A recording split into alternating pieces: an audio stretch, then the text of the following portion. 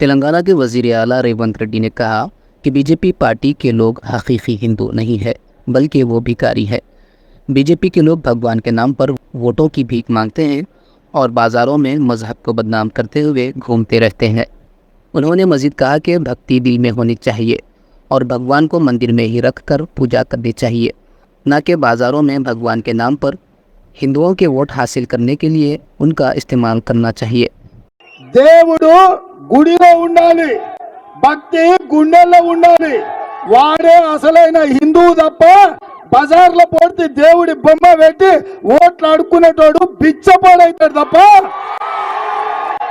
భక్తుడు ఎట్లయితాడు?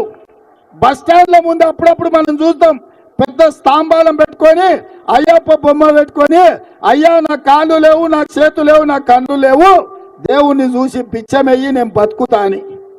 అట్లనే ఇవాళ బీజేపీ వాళ్ళు బొచ్చల ఓట్లు అడుగుతున్నారు. ఇంతకు మించిన దుర్మార్గం, ఇంతకు మించిన హిందూ ధర్మాన్ని వంచడం ఎక్కడైనా ఉంటుందా?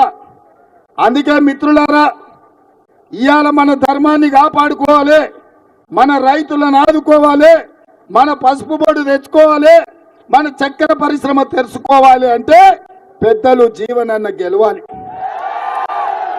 మాకందరికి పెద్దన్న